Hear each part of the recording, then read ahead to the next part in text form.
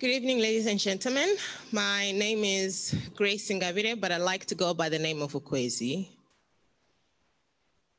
She rose from a land measured in 6 feet. She rose from a land of non-continuation, of maggots nation, and of breath negation. It's a town of non-existence that went beyond Lucifer's throne. She rose. She dusted off figments of created and washed off particles of named. She ascended unto her Nzinga for Eve, unto her Miriam for Marilyn, unto her Mama Busim Shongo for every misguiding artistry she had slept on. She took on Fela unsorrily, married Jabu Kanyile knowingly. The applause she received so humbly, they conversed and then crowned these lotus lily, and so she rose. She rose and answered her call. She rose. Little had been said of her smoke-infused, alcohol-induced, and love-deprived self-hatred. In a mind that stung of blindness, she stayed on, climbing from a land measured in 6 feet. Through jealous fields, strenuous unto togetherness, she climbed and rose to a land so dark, you're survived by your light. And light she had. Light she actuated, with light she guided, with light she guided, overstanding and understanding that goddess-like hers are dreams manifest. Uncontested she be, undefeated she be, the big bad tree, small axe she be, royalty she be, she rises as she be, she rose. Thank you.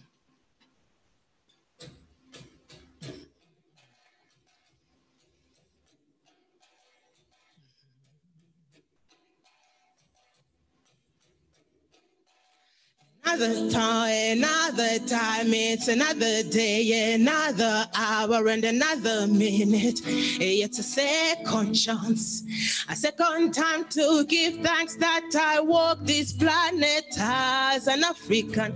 Now akurambere amajozi wame.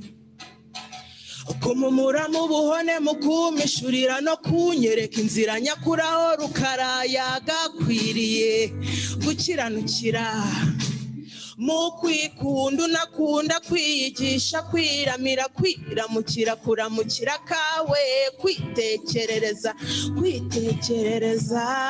iwe ngo ni mu Rwagasabo ngo ni mu Rwagasabo Edeni ya rukara iwe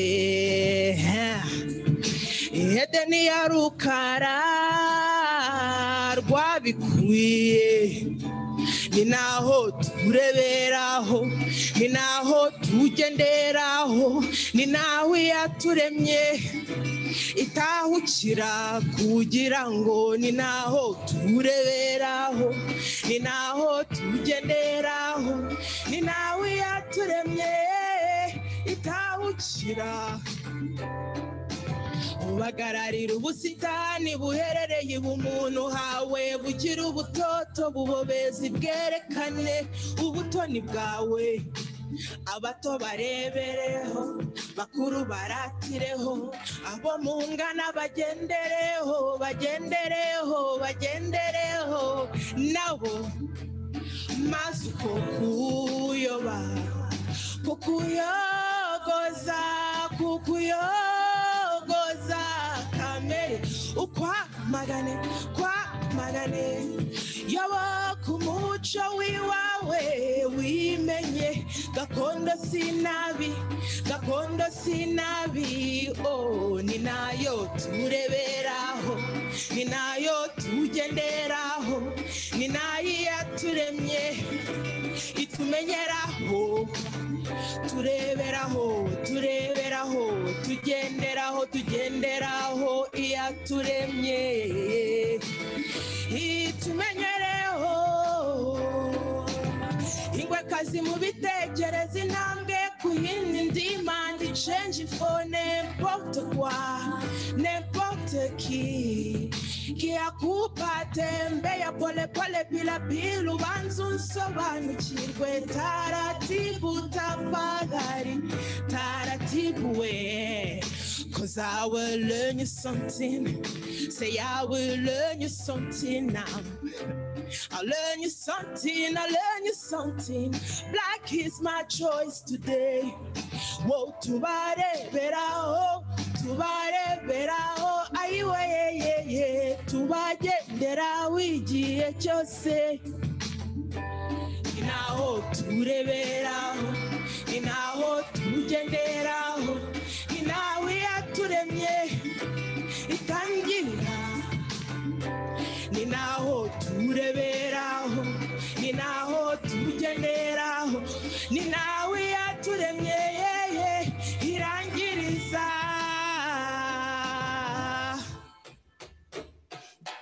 Thank you.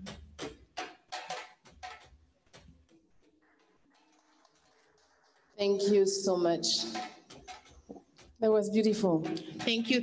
So nice to be with you. So I would like to talk to you a bit about the performance that would just happen, Rugwagasabo. Do you want to talk to the audience, saying what does it mean for you? Well, the song itself basically means to me that my paradise is where I was born. Meaning I don't have to be a copycat of anything. I don't have to try and be somebody else. My heaven, my paradise is exactly where I am. I don't know about where people go when they die. Nobody has come back to me and told me what they do. But I would like for my paradise to be exactly where I was born. Thank you very much. Do you want to tell a bit to the audience about yourself, about how you explore different themes? I know that you've worked a lot talking about women, mental health, about overcoming victimhood. There's a lot that you have said in your work about this. That would be wonderful to know a bit more about your work. Yes, definitely. Okay, so first of all, I lived through victimhood most of my life. And then I realized most of it was really being caused by the fact that I was not finding myself in most places I was stepping into. Meaning I went into high school and everything was done by people that didn't look like me.